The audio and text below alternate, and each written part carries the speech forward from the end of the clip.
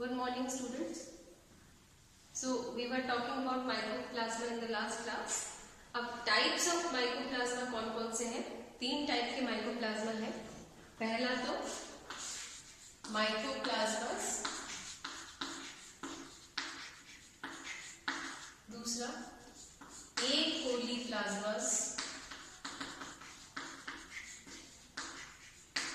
और तीसरा थर्मोप्लाज्मस.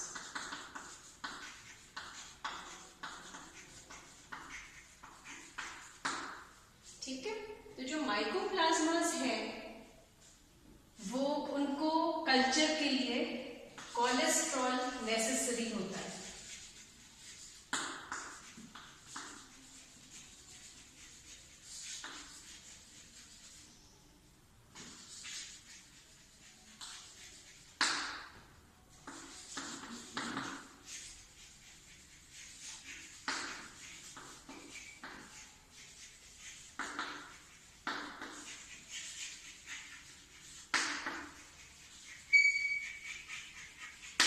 क्योंकि कोलेस्ट्रॉल नेसेसरी है ग्रोथ के लिए माइकोप्लाज्मास में, तो वो कल्चर मीडियम में होना नेसेसरी होता है.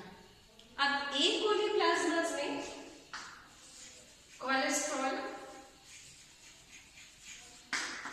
Is not necessary. ठीक है. तो इनके ग्रोथ के लिए कोलेस्ट्रॉल नेसेसरी नहीं होता, लेकिन अगर वो कल्चर मीडियम में प्रेजेंट होता है तो ए कोली प्लाज्मास कोलेस्ट्रॉल को अपने सेल मेम्ब्रेन में इनकॉर्पोरेट कर लेते हैं. If present in culture medium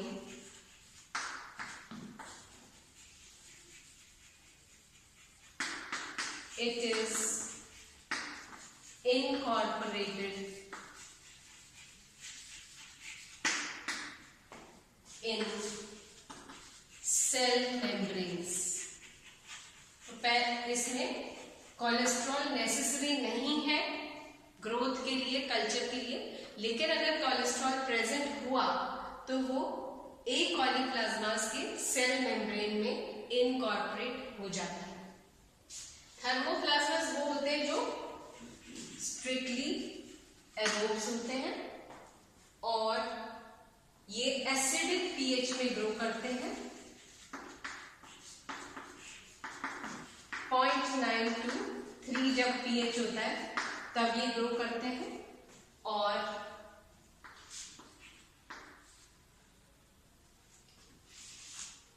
ये temperatures of almost 59 degree Celsius तक भी ग्रो करते हैं और इनमें भी कोलेस्ट्रॉल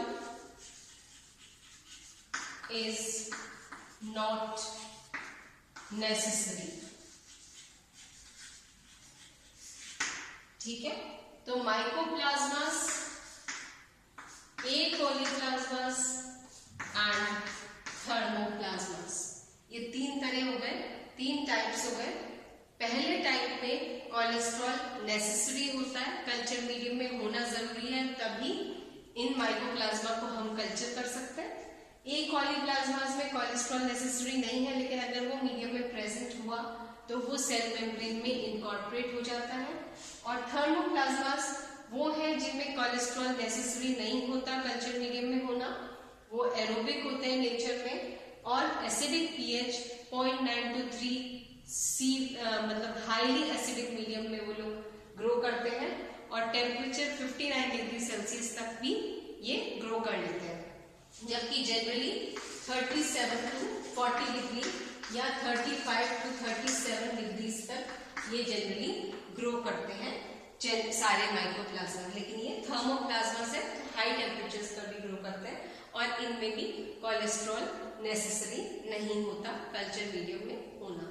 अब हम आगे थोड़े से और कैरेक्टर्स की बात करते हैं माइकोप्लाज्मास की.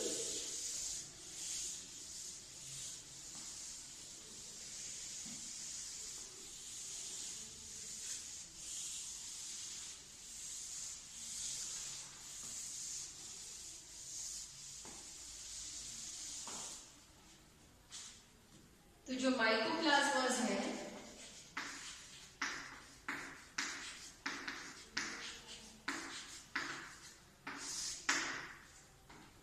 इनका जो सेल मेम्ब्रेन है वो यूनिट मेम्ब्रेन स्ट्रक्चर होता है उनका।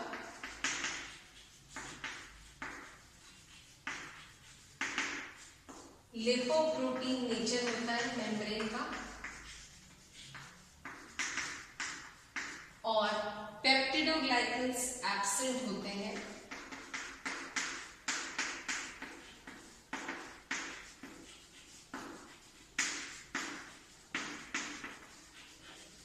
ठीक है, इसके अलावा ये इनमें जो साइज होता है, इनका साइज का रेंज है smaller than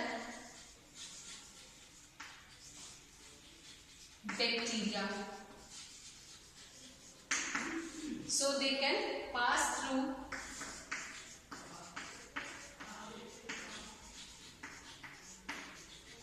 several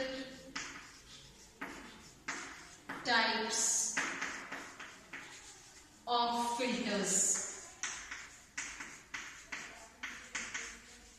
और इनको इंटरमीडिएट माना जाता है बिटवीन बैक्टीरिया एंड वायरसेस।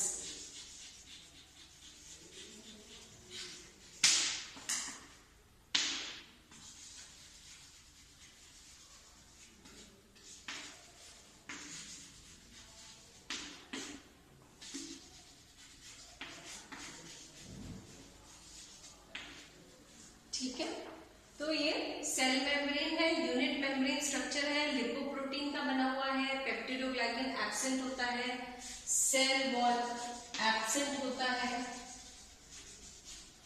और इनका साइज रेंज जो होता है वो बैक्टीरिया से स्मॉलर होता है, इसलिए ये बैक्टीरिया प्रूफ फिल्टर्स के थ्रू भी पास हो जाते हैं और इनके जो कैरेक्टर्स प्लस इनके जो साइज का रेंज है वो बैक्टीरिया और वायरसेस के बीच का होता है। अब क्योंकि इनमें पेप्टिडोग्लाइकन एब्सेंट होता है इसीलिए ये they are different from bacteria.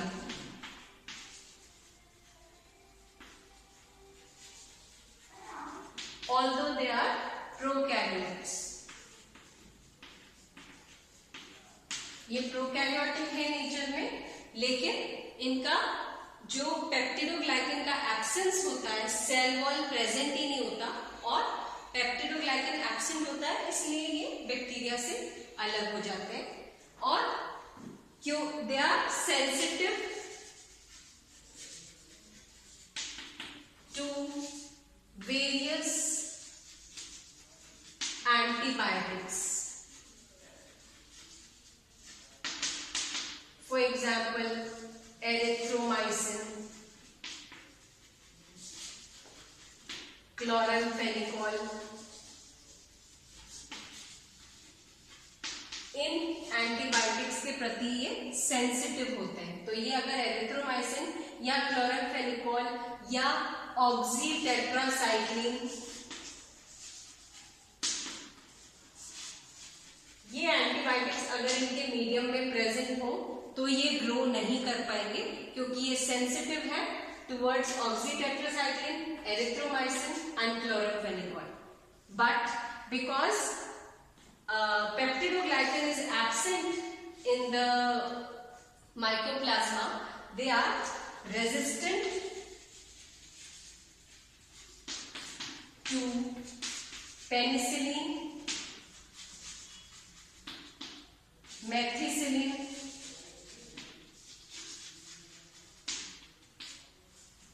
ठीक है। So they are resistant to penicillin and methicillin क्योंकि इनमें ये जो एंटीबायोटिक्स हैं ये पेप्टिडोग्लाइकन पे एक्ट करते हैं और इनमें पेप्टिडोग्लाइकन होता ही नहीं है, इसलिए ये रेजिस्टेंट है पेनिसिलिन या मेथिसिलिन के लिए और सेंसिटिव है ऑक्सीटेट्रासाइक्लिन, एरिथ्रोमाइसिन या क्लोरमफेनिकोल के लिए। जब इनको कल्चर मीडियम पे ग्रो किया जाता है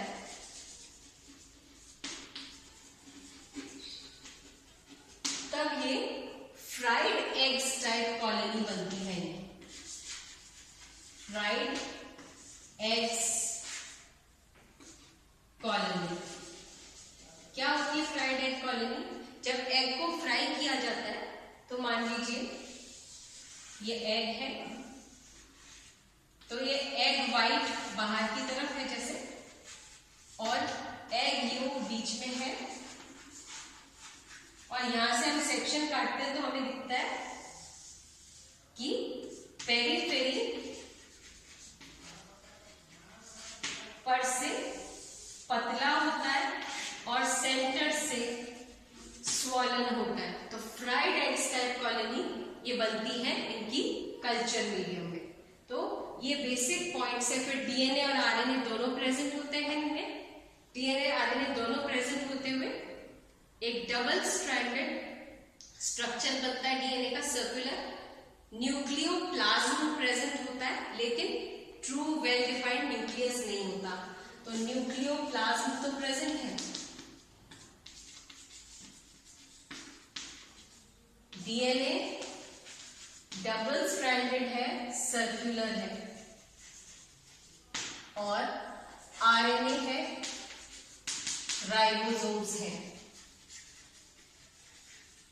ठीक है, तो ये इनका स्ट्रक्चर हुआ, प्रोकैरियोटिक स्ट्रक्चर है इनका।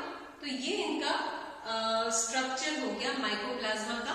और बाकी जितने भी कैरेक्टरिस्टिक्स हो सकते थे इनके यहाँ पे हम देख रहे हैं। क्योंकि ये वायरसेस और बैक्टीरिया के बीच के माने जाते हैं, फिर भी इनमें जो बेसिक कैरेक्टर्स हैं वो बैक्टीरिया से ज्यादा मिलते हैं और वायरसेस से कम। जब इनको स्टेन किया जाता है तो ये ग्राम नेगेटिव है नेचर में, और इनको स्टेन करने के लिए टाइम लगता है। They take long time to get stain and they are gram negative in nature. ठीक है, प्रोकैरियोट्स है, पेप्टिडोग्लाइकन एब्सेंट है। आगे अच्छा, इसके बाद हम ये भी देख सकते हैं कि इनमें और भी कुछ पॉइंट्स हैं जो हम नेक्स्ट क्लास में देखते हैं माइकोप्लाज्मा के बारे में।